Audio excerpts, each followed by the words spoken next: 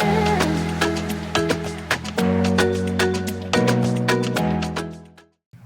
awoke. Welcome to another episode of the Man Cave. Now, here we discuss issues that matter to men. The Man Cave is hosted every Friday here at the Sugar and Crust. Are you looking for a place to just hang out, maybe have coffee, or even host your date? This is the place to be. Now, the Man Cave is hosted by the Chosen Generation TV. If you've not yet subscribed to our channel, please go down there, hit the subscribe button. Today, we are lucky to be joined by one of my closest friends. This guy has a lot of wealth to share in terms of information. Na kwa hivyo, nataka just sit back and listen because this will be an insightful conversation. Now, in the last 3 weeks, me and Mia have been discussing issues around men and wealth. And today, we want to get a different perspective around men and wealth. And as you can see, there's a wealth of generation between us. So this is a man who you want to sit down and listen to. Pastor Jackson, Yeah. karibu sana. Shukran, Maze. I want you to, in a brief, tell us who Pastor Jackson is. Well, Pastor Jackson, okay, my full name is Pastor Jackson Maina, but I'm known normally as Jackson, so that I can be able to connect with people. Yes. And so I'm a father, I'm a husband of about 30 years. I'm a father of 3 adult children, but I'm also a pastor. Pastor in a church called Elim Christocentric, in a place down here called Karinde, what we call Karen Ends. Okay. And so I'm grateful to be here. Peter, thank you for inviting me. Sure. And I know we are going to have a fruitful time together. True. Yes. Karibu sana. Asante. Now, as we've just heard, Pastor Jackson says he's been married for 30 years. So already you know that there's a bit of generational gap here. And so when talking about wealth, it is always good to hear from people who have gone before us. And so Pastor Jackson, even as we go into this conversation, what do you think has been the biggest difference in perspective between our generation and your generation? Well, when we talk about generations, I think we have different generations. Yes. I think I come from Gen X. Gen X, but I have children in Gen Y, millennials, and also Gen Z.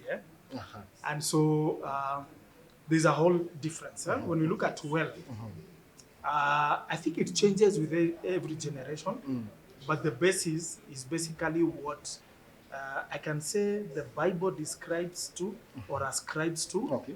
And so different things. Let me give you a very good example.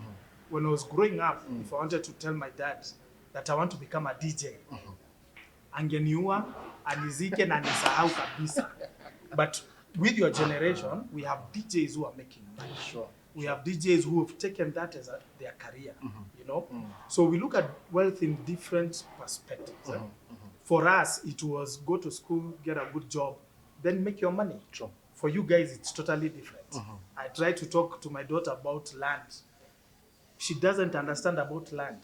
How she knows if I get into anything digital, I can make money, I can make a living, and all that. Oh. So let me say, according to different generations, it also has a different connotation and how it comes out. So do you think there's any chance that we have lost our footing where perspective is concerned, especially us who now come from your daughter's age? Yeah.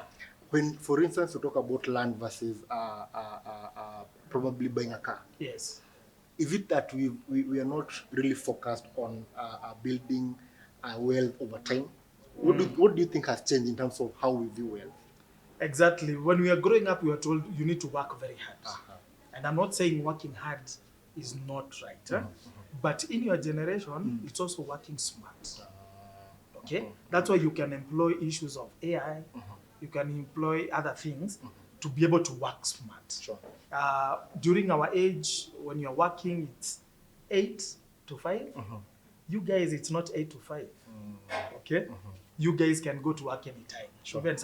Even right now, there's some guys who are working here. True, You know? true. And then, so it has already changed in a way. For us, you work slowly as you are building whatever you are building. Sure. That's why during our time, people will take mortgage for 25 years. And pay diligently. Oh yes, for 25 years. Today, you guys, you just do one crypto, you bought a house.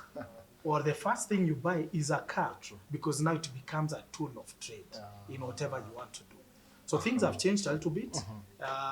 So working hard versus working smart, and of course how things have changed. We call you guys microwave generation, because you want things now. So no, it's like it's us versus you. You're saying we guys. No. We are I not see where versus. you're going. Actually, you guys should be able to stand on our shoulders Aha. as you go forward. What we did during our time and whatever it is, those are basic principles. So you guys need to step on our shoulders and move forward. That's a good point to start this conversation. Yeah. Standing on your shoulders. Yes. The Bible says that a good man leaves inheritance to. Children's children. And when you talk about us standing on your shoulders, Yeah. I'm tempted to ask, how then are you able to stand on the shoulders of a father who knew land as the basic capital of or whatever you call it, right? Yes. Then I come in. For instance, my father leaves me, let's say a plot of land. Yes. And then I sit down and do my calculations and think about Bitcoin.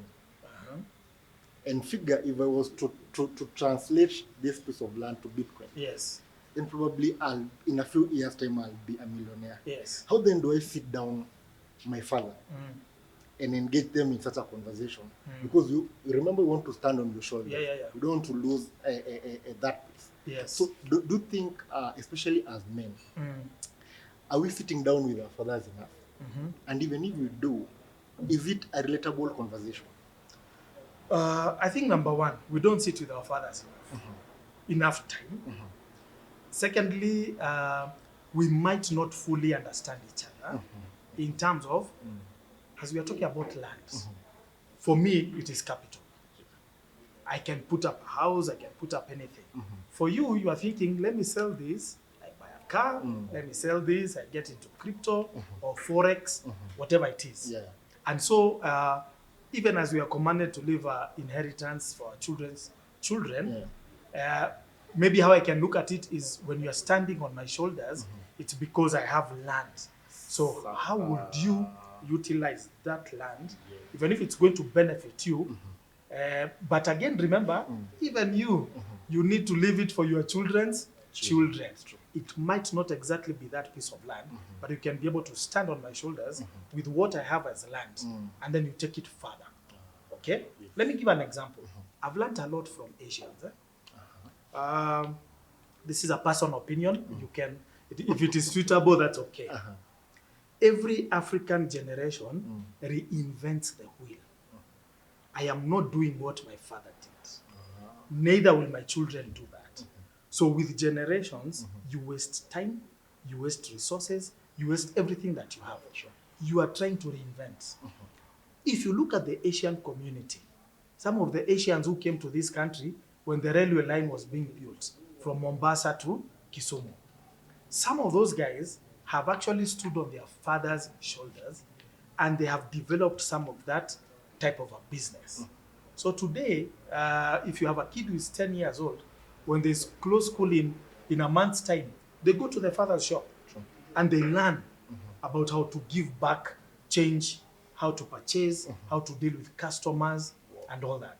Today, some of the richest Asians in this country, or even in the world, whether it's in India or even US, those are people who stood on their father's shoulders because it has been passed from generation to generation.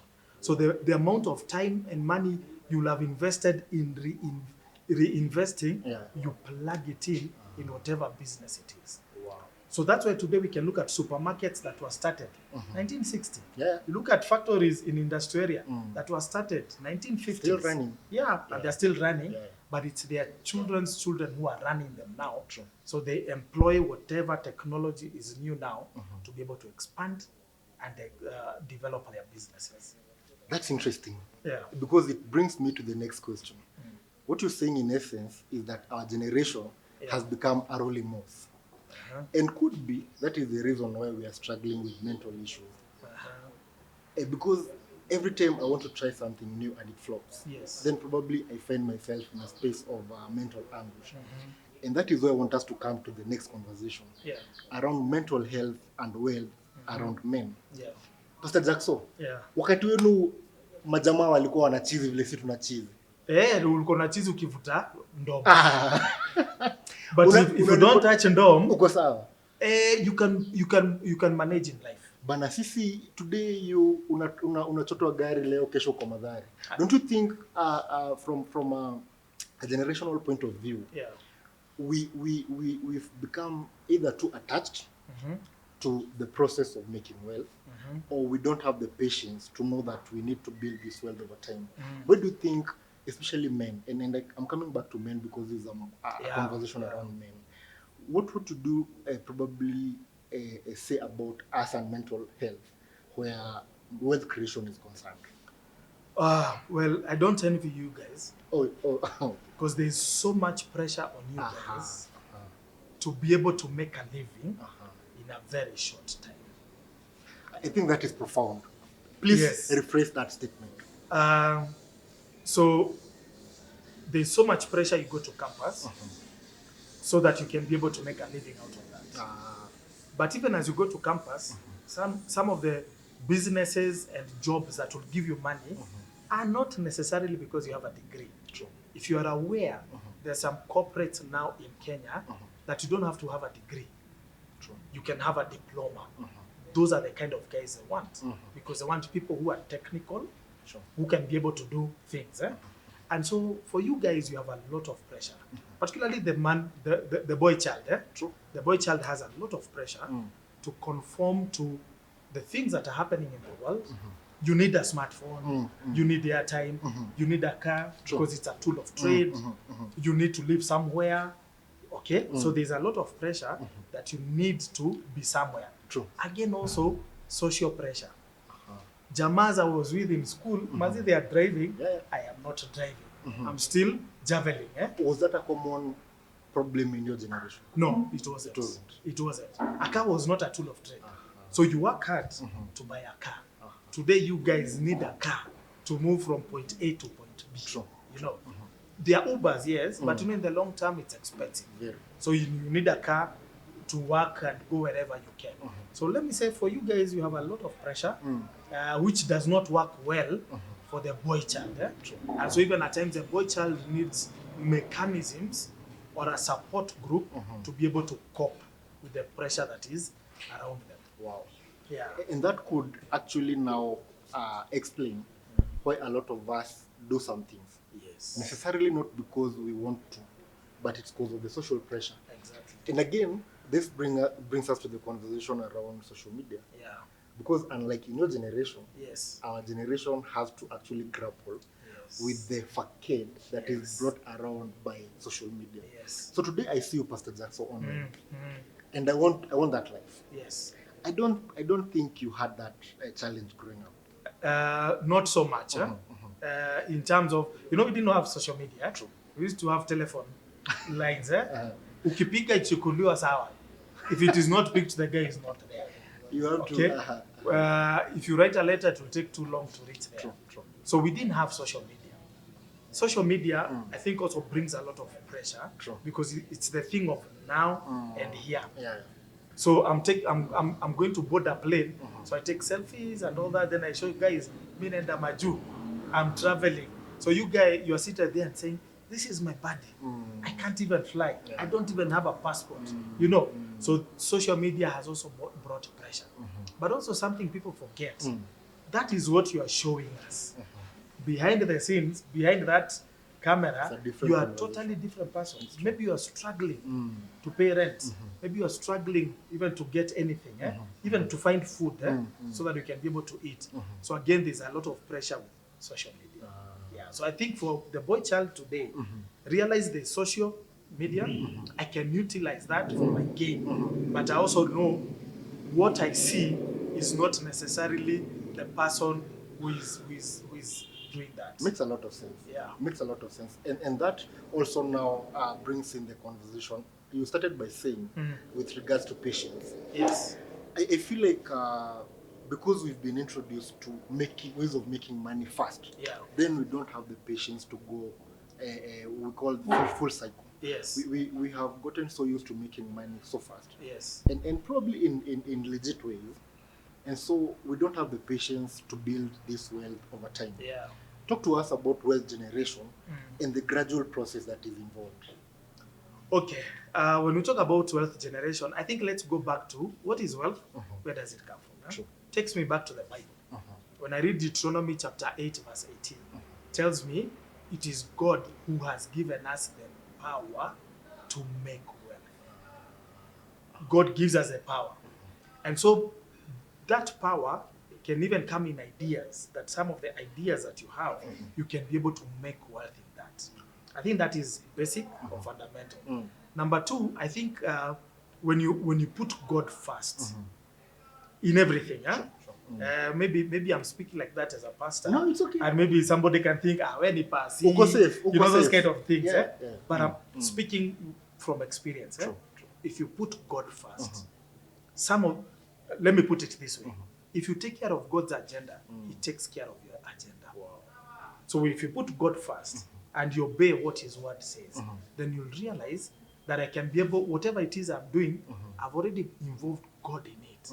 And so I can do this much, but God can be able to take it further than even what I can do. So as we are, and one of the things, one of the qualities that God is going to give us, I believe, is patience. That as I'm building wealth, I'm also being patient with myself. So that can also help me to save. I know your generation, you guys never save. But anyway, Ouch. not in a bad way, Ouch. but you can have patience to save. And even as you are saving, then you're also putting something aside, even like for the rainy day. When things are tough, when you can't make an income, you have something you can be able to put aside. And financial advisors tell us, put aside something for 6 months, so that even if you lose your job, you can pay rent. Your life continues before you get something else. But this economy, per se, is it economy? No, by the way, let me tell you, everybody in the world is talking about their economy. If you watch US politics and economy, they are saying cars are going to go up. Everything will go up. They don't have eggs, you know. Avocados from South America will go up. So everybody is talking about economy. But what I believe is that God can bless you anywhere you are, again, if you put Him first. But if you live godless, you don't involve God in your affairs, then it's like you've not invited Him to help you out, to give you creative ideas, to help you even with whatever it is, even networks. Yeah, sure. But because when I know you, I know I can be able to call you, and maybe you can be able to help me one or two ways. So God gives you a lot if you invite Him. So I think the basic thing of building wealth, whether it is riches or whether it is social capital, it starts with God, because He's given you the power to make that wealth. It starts with God. Yes. And I think that's a good place to end this first part of this conversation. And it is important that you're ending it by saying that it starts and ends with God. Yes. Because sometimes as young people, the moment you start making money, there's always the temptation of going the other side. Yeah. So you've heard it from the man himself. Now we're taking a short break, but we'll be back because I want us to start another conversation that will actually change your perspective around why the generation seem to be happier, seem to be calmer, and seem to be doing better mentally. Don't touch that dial. Hello, this is Mary of Sugar and Crust. We're welcoming you to our cafe. It's located in Kihunguro, Kikuyu Road, inside Rubis Togoto petrol station. We open from 7:30 and we close at 9 p.m. on weekdays. And on Sundays, we open at 7:30 and close at 8. So you're all welcome, and we have amazing meals and we have great deals for you. Thank you. Welcome back, guys. Now, as Percy has just said, it starts and ends with God. But I want to ask you something, Percy. If there's a man seated behind that camera and is wondering, so because I was left wealth by my father, and I might not be where he left that wealth, does it mean that as a younger generation, we are losing it?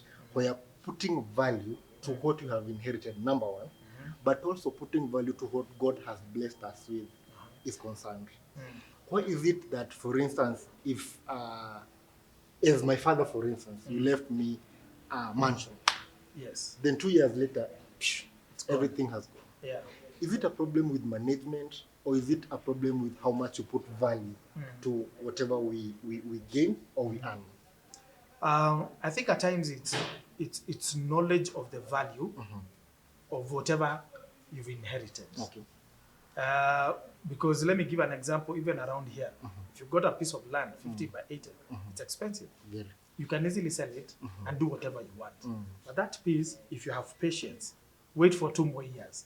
You can even sell it for twice as much of money. True. Or put up something that you can be able to hire it out as Airbnb. Those kind of things.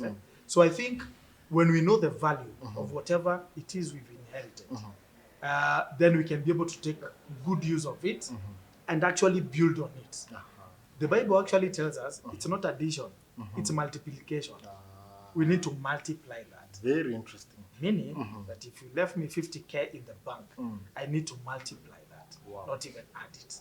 And so I think once we realize the value of whatever it is, whatever capital, let me call it capital, of whatever we've been left with, ours then is to know, how do I multiply that to be able to become more than what I got? Interesting. Yes. Now, I want us to bring in the elephant in the room. And the elephant in the room in this case, Percy, is masculinity and manhood, Yes. where wealth is concerned. Yes.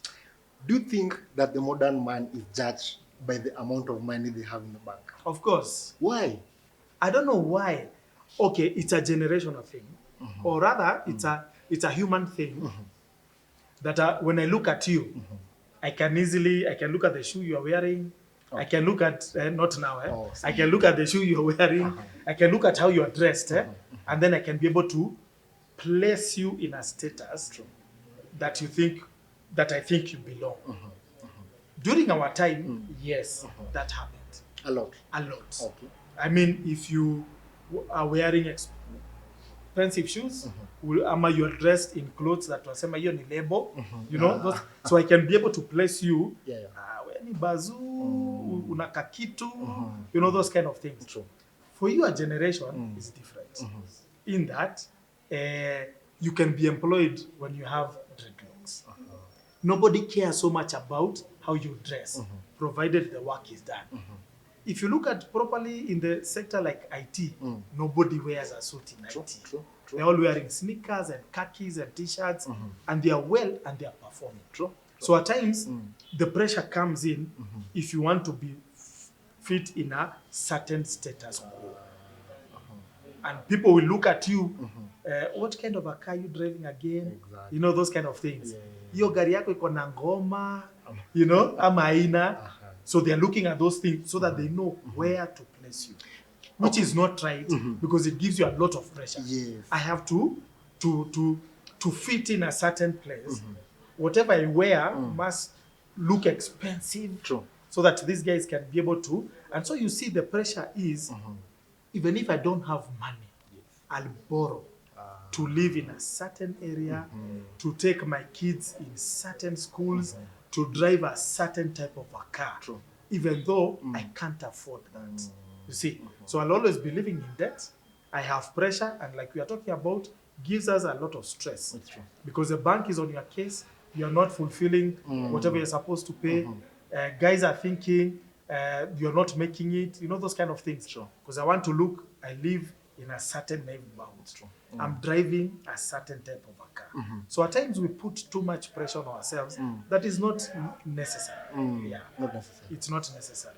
So what is the difference between your generation and our generation where handling masculinity is concerned?